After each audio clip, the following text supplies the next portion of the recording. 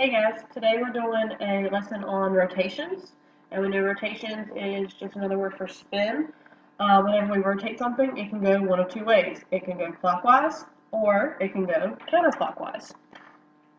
So our clockwise, like we had discussed before, goes with the clock, so it's going to go in this direction.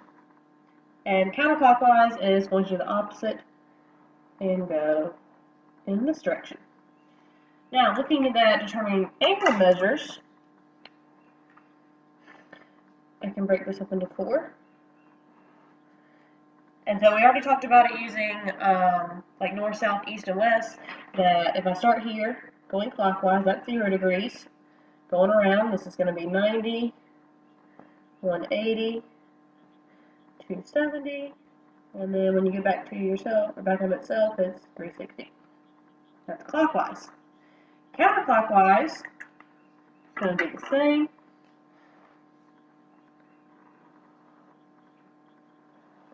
So if I start at the top, I'm at 0 degrees. Going counterclockwise, this side is now 90 degrees. The bottom's 180 degrees, 270 degrees. Back at the top, I'm at 360. Now, looking at these two, notice 0 and 360 are in the same spot. 180 is in the same spot. That's because no matter if you go clockwise or counterclockwise, if you go 0 degrees, 360 degrees, or 180 degrees, it's going to be the exact same spot no matter clockwise or counterclockwise. However, 90 and 270 switch depending on which direction you're going. So this is going to be a key important top part here to pay attention to. If you're going 90 degrees clockwise, you're going to be over here on the right, but that is 270 counterclockwise. So just make sure you pay attention to that. It comes in handy when we're talking about our coordinate grid.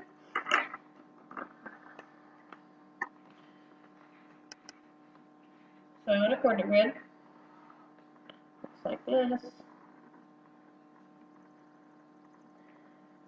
Now a coordinate grid has 4 quadrants. And these are labeled as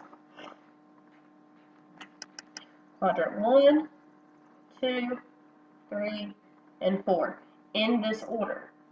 So the top right one is always quadrant 1. That's where you have a positive x and positive y.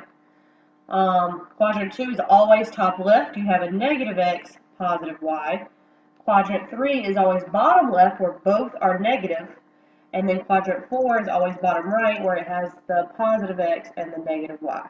So if you get your quadrants mixed up, it will be wrong. Make sure you always go 1, 2, 3, 4. Now, this comes in handy because if you have a shape, for instance, in the first quadrant, so let's just draw some shape. There we go. So if you have a shape in the first quadrant, and it asks you to rotate it 90 degrees clockwise, well, the quadrant that is 90 degrees clockwise from the first quadrant is quadrant 4. So that means when you rotate 90 degrees clockwise, you know you did it correctly if your new shape ends up in quadrant 4. If it asks you for 180 degrees from quadrant 1, you'd be in 3. 270 clockwise would be in 2. Now, what if it asks you about counterclockwise? Well, if I rotated counterclockwise, quadrant 2 would be 90. 3 is still 180, and quadrant 4 will be 270. So you got to pay attention to where your shape starts. That way you know which quadrant you're supposed to end up in and which way it's going. We're going to do a few examples.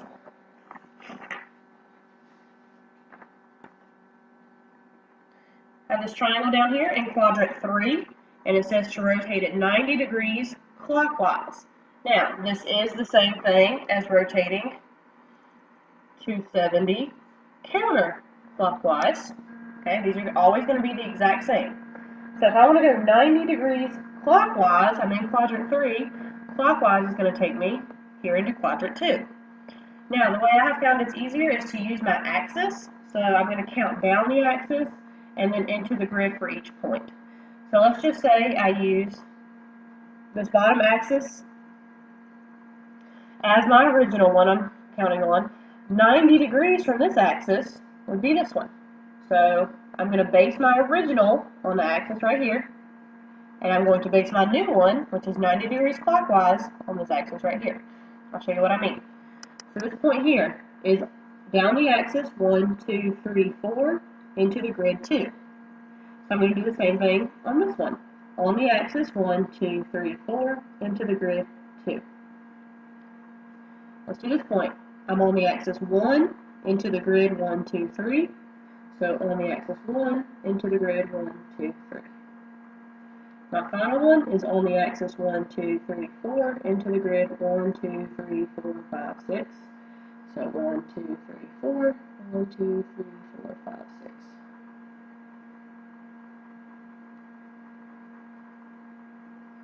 Here's my rotated triangle, and remember it's rotated about the origin, so all of these rotations we're doing today are about the origin. So it is a 90-degree clockwise rotation, but it's also a 270 counterclockwise. They're both the exact same. So whatever instruction you're given, if it helps you to think through it by rewriting it the other way, that's fine, but you don't have to.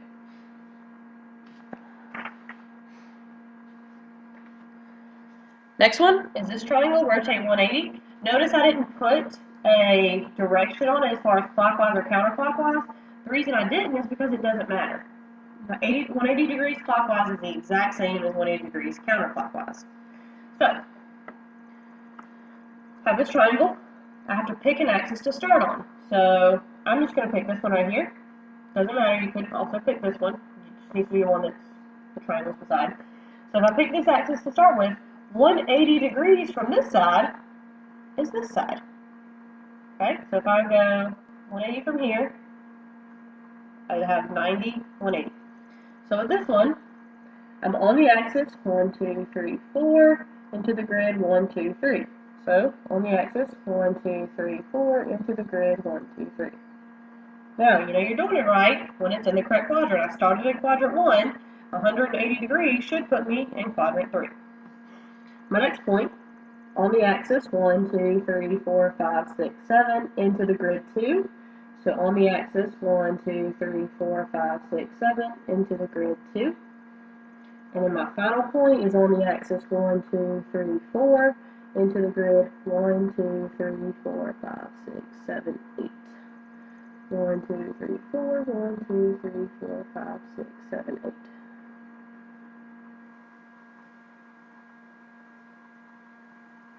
Okay, this triangle has been rotated 180 degrees.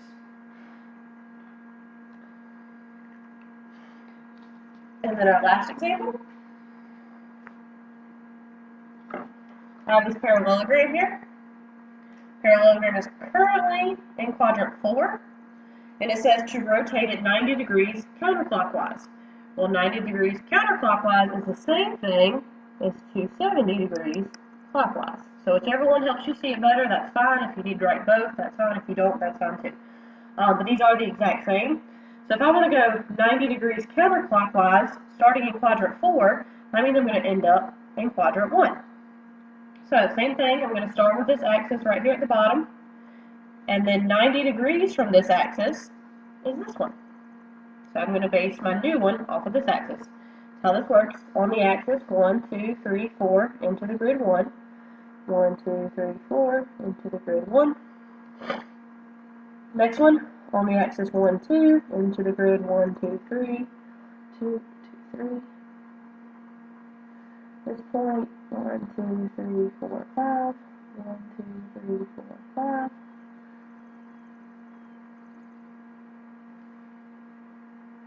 And then my last one, 1, 2, 3, 2, 3, 4, 5, 6, 7.